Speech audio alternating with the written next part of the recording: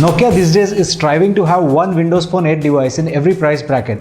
They have the Lumia 520 in the sub 10k range, they have the Lumia 620 in the sub 15k range, and now today we have the Lumia 720 in the sub 20k range. So let's see how this performs and what it has to offer.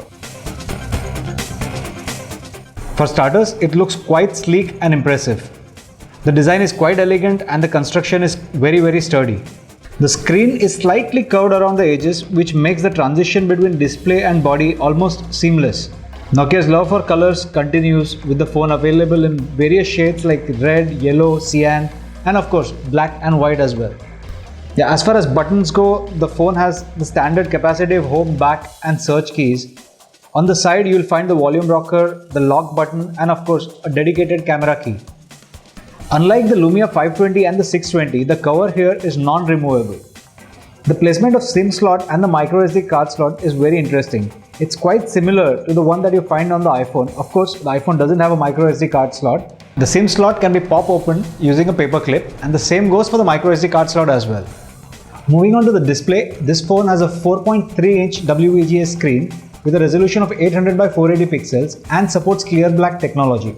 This basically enhances the blacks and makes the sunlight legibility a lot better. The screen is extremely responsive to touch and we have no issues there. It's bright and sharp as well with wide viewing angles. We have nothing to complain about the screen, and especially in the sub 20k bracket. However, its elder brother, the Lumia 820's AMOLED screen, is noticeably better. The 720's processing power is exactly the same as the 520 or the 620. It is based on the Qualcomm Snapdragon S4 chipset with a 1 GHz dual-core processor, 512 MB of RAM and 8 GB of built-in memory. Of course, being a Windows Phone 8 device, there is a microSD card slot to expand the memory further by 64 GB. The graphics aspect is taken care of by the Adreno 305 GPU, which offers fluid Windows Phone 8 experience. As far as connectivity options go, the phone has the standard Wi-Fi, 3G, GPS, Bluetooth 3.0, NFC and so on. Now what sets this phone apart from the 520 or the 620 is its 6.7 megapixel camera with Carl Zeiss optics. Now 6.7 may not look that impressive statistically, but the picture quality is brilliant, and especially the low light photography, which is better than most of the devices that we have seen so far, including the iPhone 5. The camera is further complemented with a LED flash, and you get the standard Nokia lenses like Cinemagraph, Smart Shoot and Panorama that were once restricted to only their high-end phones. As I mentioned before, this phone runs the Windows Phone 8 OS, which addresses the issues suffered by its predecessor, namely Bluetooth file transfer and expandable memory. The cosmetic changes to the UI include more flexible live tiles, improved lock screen that can pull updates from your inbox, social networks or any other apps. The user interface is fluid and feels a lot more cohesive than Android. Unlike the static icons found on the competing operating systems, the WP live tiles get updated in real time. This makes sure that you don't miss any important notifications and also explains why Microsoft's platform doesn't require the Android-like notification bar. As far as the stability of the platform goes, we did not suffer any crashes or hang-ups, so it's as good as Apple's mobile platform. The Windows Phone 8 OS is well optimized and runs smoothly on a 1 GHz dual-core processor with 512 MB of RAM. However, a few games such as Dark Knight Rises aren't compatible with the 720 purely because of the low RAM. Rather than depending on third-party applications, the Windows Phone platform delivers a lot of functionality out of the box.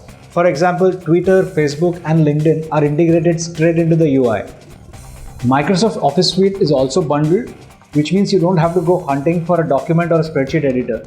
In addition to that, you also get Nokia's Here Plus Maps. Now the apps offer free voice-guided navigation in offline mode, and you also get voice instructions in Hindi. The device's GPS performance is impressive, and even in offline mode, it never took more than a minute to lock onto satellites. As far as the overall app count for the Windows Phone 8 platform goes, it's around 130,000 mark, which is nowhere close to Android or iOS platform. But having said that, the count is going up by the week, and most of the useful apps are available, if not all.